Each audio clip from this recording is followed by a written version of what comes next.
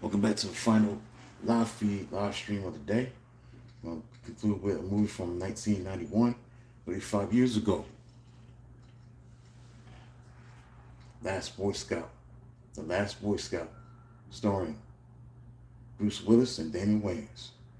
Unlikely duo, a washed up private investigator with a disgraced former football star. This movie was a buddy action comedy film directed by Tony Scott, written by Shane Black. They team up to solve the murder of a stripper, played by Halle Berry, and uncover a massive conspiracy involving a corrupt football team owner named Noble Willingham, trying to legalize sports gambling. The film is known for its fast-paced action, witty dialogue, and memorable one-liners. Corruption in professional sports, unlikely partnerships, and a cynical take on heroism. This movie is considered a classic of the 90s action genre, praised for its humor, quotable lines, despite mixed initial critical reviews. The movie was released on December 12, 1991.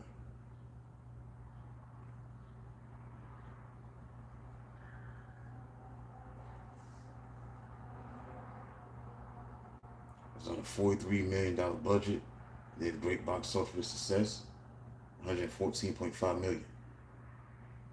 It was released on December 13, 1991. Mixed reviews, smaller than expected box office, but has become a cult following. The film was based on an original script by Shane Black. He wrote the script after having taken a 2-year break from writing, triggered in part by the end of a relationship. The Geffen Film Company outbid other companies, paying a record 1.75 million for the script, with over 101 million guaranteed up front. Black later recalled, I was busy mourning my life in three ways. The most of my first love. I didn't feel much like doing anything except smoking cigarettes, reading paperbacks, all things come around. Time passed, and eventually I sat down and transformed some of the bitterness into a character. Took folks to a private eye story, which became The Last Boy Scout. Writing that script was a very cathartic experience, one of the best experiences I ever had. I spent so much time alone working on that, days which I couldn't speak, 3, 4 days where I maybe said a couple of words. It was a wonderfully intense time where my focus was better than it's ever been. I was rewarded so amply, 1.75 million for the script. That script, it felt like a vindication, like I was back on track. Joe Silver was guaranteed $1 million to produce. So it said a Q&A for the Nice Guys in 2016 that Shane's original title was Die Hard. Silver asked if he could take the title for a project he was working on at the time called Nothing Lasts Forever, which eventually became Die Hard in 1988. So the film of this movie was for 90 days between March 11th and June 9th of 1991. Filming took primarily in and around Los Angeles, California. The football stadium scenes were made film in Los Angeles Memorial Coliseum, San Diego Stadium. The movie had very troubled production. Conflict, arguments flared between Joel Silver, Bruce Willis, and Tony Scott. While they partner up in the film, Williams and Damon Wayans really disliked working with each other. Silver was described by Sylvester Stallone as insane with long, horrible fits of sanity and was compared to a fighter pilot riding as a passenger. As soon as you hit a little bit of turbulence, he's right away going to throw the guy out of the window and take over the steering.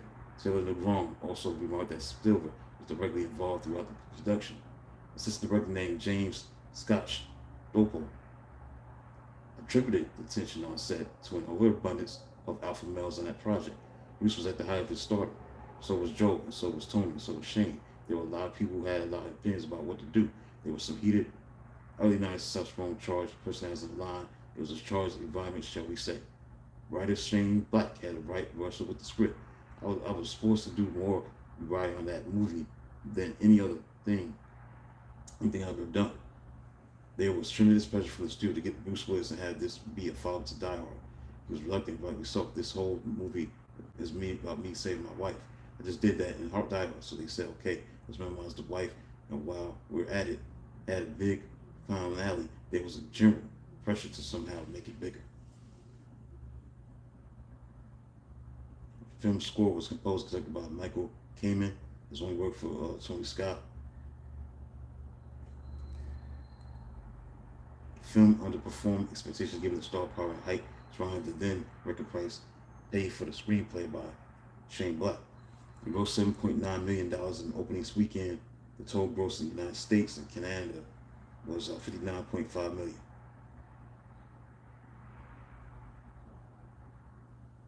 Internationally, the film grossed 55 million for a worldwide gross of 114.5 million.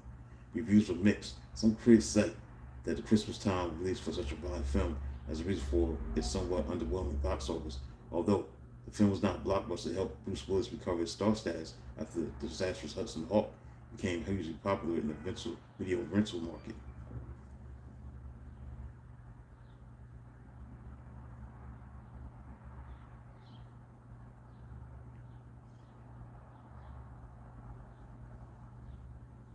Yeah, so it has some accolades. The film was nominated for 2 MTV Movie Awards.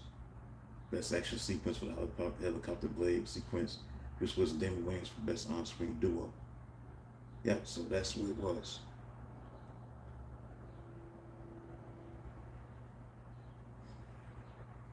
Last action hero, man. Me too, the last Boy Scout.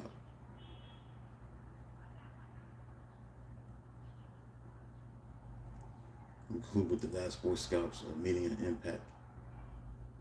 Again, it's a quintessential 90s action thriller that explores the myth of American heroism in a deeply cynical world. The film's meaning centers on the redemption of two broken men who, despite widespread corruption and betrayal, reclaim their moral compass and choose to be the good guys. The meaning is no heroes left.